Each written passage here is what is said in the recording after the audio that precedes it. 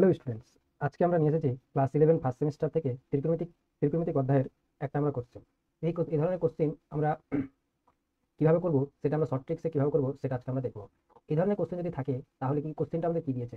কোশ্চেনটা আমাদের বলেছে যে যদি সাইন যদি 3 sin θ প্লাস 4 cos θ সমান 5 হয়, তবে 4 sin θ মাইনাস 3 cos θ এর মান কত হবে এটা আমাদের নির্ণয় করতে হচ্ছে। আমাদের চারটা অপশন দিয়েছে এ বি সি ডি। এ বলেছে 1 হবে, বি বলেছে 0 হবে, সি বলেছে -1 আর ডি বলেছে 25/2 হবে। এই ধরনের কোশ্চেন যদি থাকে তাহলে আমরা কিভাবে শর্ট ট্রিক্সে করবো সেটা আজকে আমরা দেখবো।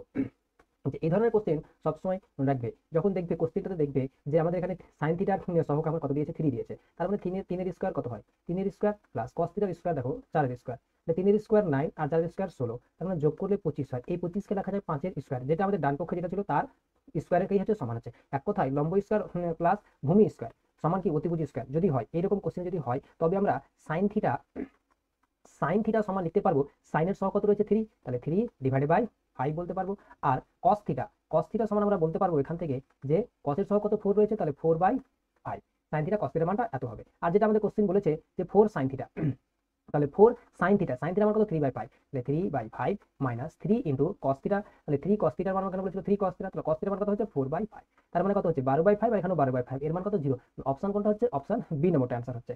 এরকম টাইপের কোশ্চেন আরেকটা আমরা দেখছি। এখানে আরেকটা বলেছিল আমাদের যে এখানে আরেকটা কোশ্চেন আমাদের দিয়েছে যদি 3 cos α মাইনাস 4 sin α সমান 5 হয়, তবে 3 sin α প্লাস 4 cos α এর মান কত হবে এটা আমাকে নির্ণয় করতে বলেছে। তাহলে এরকম কোশ্চেন আমরা কিভাবে করবো সেটা দেখছি। আমরা এখানেও দেখতে পাওয়া যাচ্ছে যে তিনের স্কোয়ার কত হচ্ছে।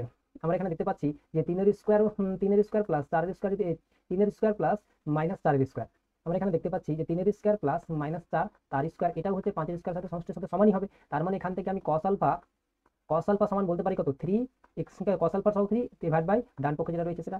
আর sin α সমান কত বলতে পারি, sin α সমান sin α সহ কত -4, তাহলে -4 ডিভাইডেড বাই 5। এবার এখান থেকে যেটা মান আমাকে নির্ণয় করতে হবে 3 sin α, তাহলে 3 ইন্টু sin α মান কত পেয়েছি 3/5, তাহলে 3/5 প্লাস 4 ইন্টু cos α মান কত হবে, cos α মান কত, সরি cos α মান আমি কত, sin α মান পেয়েছি কত -4/5, তাহলে এখানে আমি বসে যদি -4/5।